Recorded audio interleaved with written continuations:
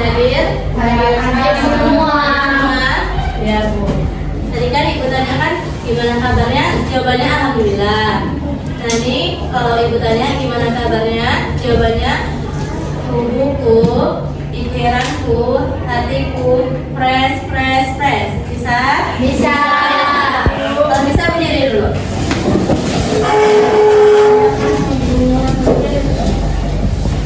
Gimana kabarnya ya Ibu? Tubuhku, pikiranku, hatiku, fresh. Alhamdulillah, di sini sebelum belajar Ibu mau nih tes breaking. Dia nyanyi balonku, tapi dia menggunakan spidol. Misalkan Ibu kasih spidol dari sini, nih sampai nyanyi balonku ada 5 sampai dot, itu dia kalah. Dia maju ke depan. Nanti nyanyi vokal O sampai 3 orang. Bisa Ibu mulai? Kita nyanyi bareng-bareng ya. Dari sini. Ayo mulai nyanyi. Balonku ada 5, rupa-rupa warnanya, merah, kuning, kelabu, merah muda dan biru.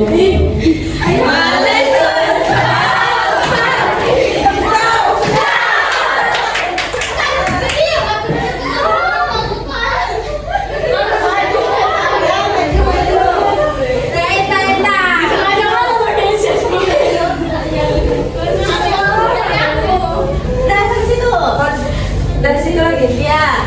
Sambung ya, maju ke depan. Kita ulang lagi ya. 1, 2, 3. Balonku ada 5, rupa-rupa warnanya, merah, kuning, kelabu, merah muda dan biru.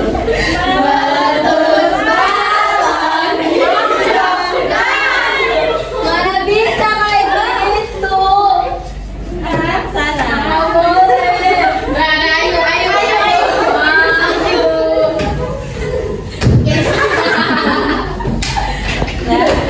Lanjut ya. Balonku ada 5, rupa-rupa warnanya, merah, kuning, kelabu, merah muda dan biru. Meletus balon hijau.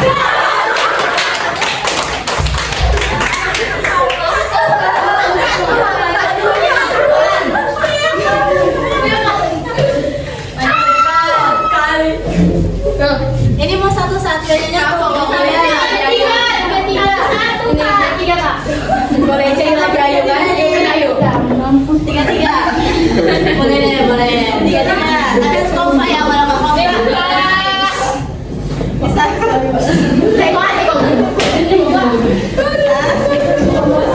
Udah.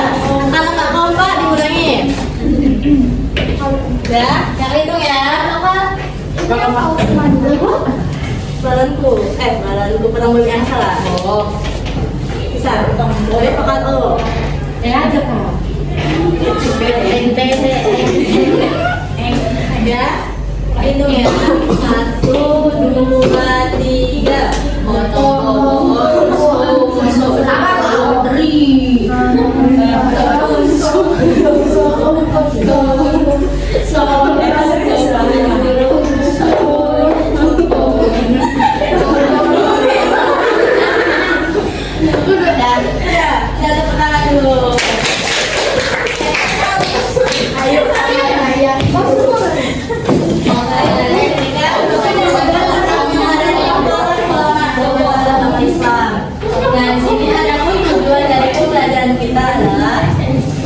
adik-adik sekalian, anak ibu sekalian bisa mengetahui dan menjelaskan tentang teori tadi penyebaran agama Islam, jalur dan cara dakwah para ulama, kemudian tokoh-tokoh para ulama penyebar agama Islam, nilai-nilai karakter ulama penyebar agama Islam dan juga dapat menerapkan nilai-nilai yang ditanamkan oleh ulama Indonesia.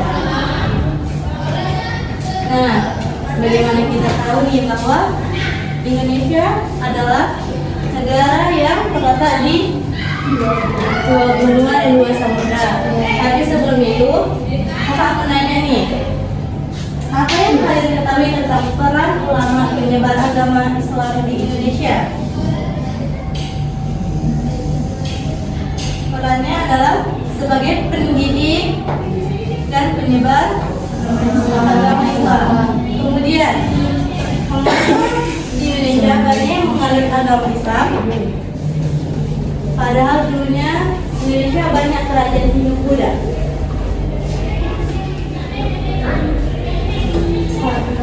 Karena agama Islam gampang dipelajari. Kemudian cara dakwahnya secara gampang. Kan Indonesia itu banyak kan yang menganut agama Hindu-Buddha. Kemudian banyak yang menganut agama Islam. Nah, ada 4 teori masuknya Islam di Indonesia. Di antaranya adalah teori Mekah. Nah, teori Mekah didukung oleh Mekah. Menurut teori Mekah, proses masuknya Islam ke Indonesia langsung dari Mekah pada abad ke-7 Masehi. Terus baca. Mereka datang ke Indonesia dengan motivasi dagang sekaligus berdakwah. Biasanya mereka berbahasa Arab atau di depan namanya. Nah, bukti dari teori Mekah ini adalah banyaknya mazhab Syafi'i yang dianut oleh masyarakat Indonesia. Dulu mazhab Syafi'i dibawa langsung oleh orang yang berdagang dari Mekah. Nah, berdagangnya itu dengan membawa barang-barang ataupun rempah-rempah hasil bumi tanah Mekah. Kemudian ada teori Gujarat. Coba dibaca bareng-bareng. Tokoh pendukung teori Gujarat adalah Snow-Burn-Brojin. Teori ini mengatakan bahwa proses kedatangan Islam berasal dari Gujarat pada abad ke-7 atau abad ke-13 Masehi. Gujarat adalah sebuah wilayah di India bagian barat berdekatan dengan Laut Arab. Nah, bukti dari teori Gujarat ini adalah di mana banyak ukiran-ukiran yang ada di Indonesia itu mirip dengan ukiran yang ada di India. Kemudian ada teori Persia. Teori Persia didukung oleh Husain Bajadiningrat. Nah, teori Persia ini mengatakan bahwa proses datang Islam ke Indonesia berasal dari Iran, bagian Iran. Dan teori ini adanya kesamaan tradisi. Contohnya tradisi merayakan 10 Muharram Asyura. Nah, biasanya 10 Muharram Asyura itu dengan membuat bubur pedas. Nah, biasanya kalau di Medan itu ada di Masjid Raya. Terus dia bubur pedas tuh bubur tapi banyak sayur-sayuran. Banyak sayur-sayurannya. Terus padahal tuh rasanya nggak pedas. Nah, teori Persia ini bukti pendukungnya adalah adanya makam milik Sultan Malika Saleh, yang mana Sultan Malika Saleh adalah raja dari kerajaan Samudra Pasai. Nah, teori Cina kita baca bareng-bareng. Teori Cina, Tokoh pendukung teori Cina adalah Slamet Mulyana. Menurut teori ini, kedatangan Islam berasal dari Cina. Ajaran Islam telah sampai di Cina pada abad ke-7 Masehi. Pada masa kesusahan 612 sampai 660 di daerah Guangzhou, Canton, Zhangzhou, dan pesisir Cina Selatan telah terdapat pemukiman Islam. Bukti dari teori ini adalah Raja Islam pertama di Jawa, Raden Fata, merupakan keturunan Cina. Bukti lainnya adalah adanya masjid tua yang bernilai arsitektur Jadi bukti pendukung dari ini adalah masjid-masjid yang memiliki arsitektur seperti Cina, warnanya merah, ada tuh seperti masjid di Demak. Kemudian teori Cina ini adalah teori yang paling lemah di antara 3 teori sebelumnya. Karena teori Cina ini hanya menyebarkan agama Islam, tetapi dia bukan langsung membawa ajaran agama Islam. Kemudian syarat dakwahnya, yang pertama itu melalui pertemuan. Sebagaimana yang kita tahu bahwa Indonesia ini adalah negara negara yang memiliki perdagangan internasional karena diakui oleh 2 benua dan 2 samudra, yaitu apa aja? Benua Asia dan Australia. Kita pun berada di titik jalur khatulistiwa. Kemudian cara dengan ini kan dari teori Mekah, Persia, Gujarat, Cina. Nah, mereka berdagang melalui kapal lewat perairan. Nah, mereka itu membawa barang-barang ataupun rempah-rempah, logam yang berasal dari kotanya masing-masing atau negaranya masing-masing. Kemudian lewat perkawinan. Kakak mau nanya nih, Dea, contoh dari menyebarkan agama Islam lewat perkawinan menjadi mana? bangsawan. Ya, para pedagang ini kan dia menetap. Nah, dia menikahi pribumi yang berketurunan bangsawan. Ya, yang akhirnya mereka menikah. Si istri ini masuk Islam dan kemungkinan keluarga pihak perempuan ini masuk Islam dan mempunyai keturunan yang pastinya Islam. Kemudian lewat pendidikan, kita baca bareng-bareng. Para mubalik mendirikan lembaga pendidikan Islam di beberapa wilayah Nusantara. Para mubalik mendirikan lembaga pendidikan Islam di beberapa wilayah Nusantara. Selama pendidikan mereka tinggal di asrama. Setelah menyelesaikan pendidikan, mereka kembali ke kampung masing-masing untuk menyebarkan Islam. Nah, salah satunya itu seperti Sunan yang mendirikan pendidikan Sunan apa? Sunan Ampel. Nah, Sunan Ampel dia mendirikan asrama. Kemudian lewat hubungan sosial. Dan ini para mubalik pandai berhubung sosial karena terkenal santun dan ramah. Nah, mereka ini kan menetap di wilayah Nusantara. Kalau sudah menetap, mereka mempunyai akhlak yang santun, ramah, dan lama-lama masyarakat setempat suka sama para pedagang dari luar. Nih contoh tokoh penyebaran agama Islam yang pertama ada Sultan Malik As-Saleh. Siapa tadi Sultan Malik As-Saleh? Raja di Kerajaan Samudra Pasai. Nah, Kerajaan Samudra Pasai ini adalah kerajaan pertama yang menganut agama Islam. Kemudian ada Sultan Ahmad, Wali Songo. Wali Songo itu apa aja? Sunan Ampel, Sunan Kalijaga, Sunan Maulana Ibrahim, Sunan Mulia, Gunung Jati, Sunan Bonang, Kediri. Kemudian keteladanan para ulama. Yang pertama hidup sederhana. Coba contoh hidup sederhana, tunjuk tangan. Tidak berfoya-foya. Ya, Hidupnya seadanya. ya. Baru gigi dalam berjuang. Gigi dalam berjuang berarti mereka tidak pantang menyerah. Ya, mereka terus saja. Kalau misalkan dia diolok-olokkan oleh masyarakat setempat, mereka nggak mendengarkan, tapi mereka terus berjuang.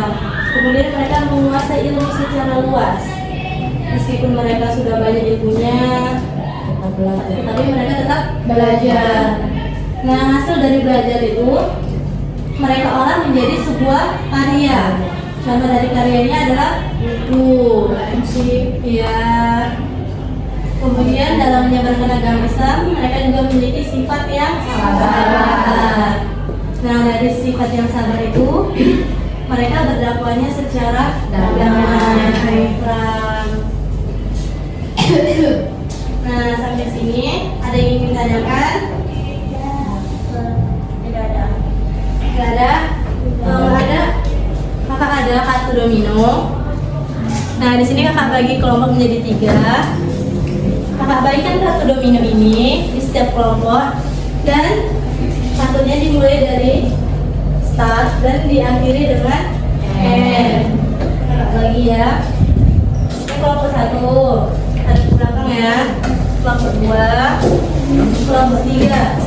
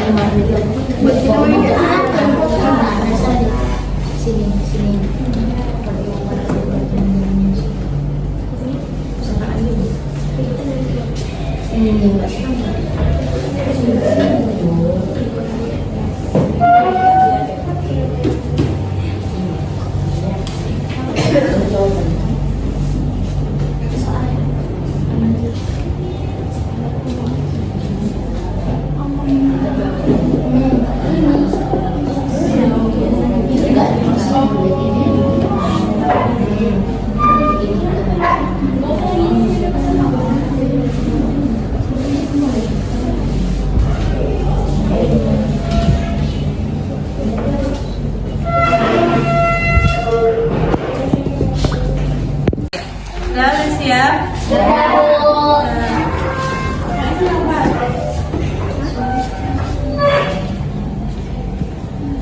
Coba ini ya apa baca dulu. Peran utama ulama dalam menyebarkan ajaran Islam di Indonesia. Sebagai pendakwah yang mengenalkan ajaran Islam secara damai melalui pendekatan budaya dan sosial agar mudah diterima masyarakat. Sembilan tokoh itu Wali Songo. Yang ini kakak tahu yang bukti yang kuat yang sering dikaitkan dengan teori Gujarat. Ada batu nisan Malik Asala di Samudra Pasai. Lagi baca 4 teori maksudnya Islam ke Indonesia, yaitu teori Mekah, Gujarat, Persia, dan Cina. Lanjut ke sebelah sana. Yang ini Sifat para ulama menyebarkan ajaran agama Islam di Indonesia. dalam hidup sederhana, gigih dalam berjuang, menguasai ilmu, sabar, berdakwah secara iman. Ya, itu saja materi yang bisa ibu sampaikan.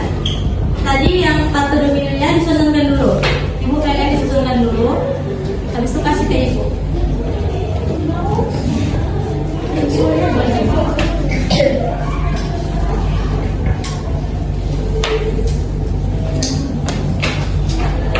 Sudah? Sampai sini ada yang ingin ditanyakan? Ada. Ya, ibu tutup aja ya. Sampai sini aja pembelajaran kita pada hari ini. Kurang dan lebihnya ibu mohon maaf. Ibu akhiri dengan wabillahi taufiq wal hidayah. Wassalamualaikum warahmatullahi wabarakatuh. Waalaikumsalam warahmatullahi wabarakatuh.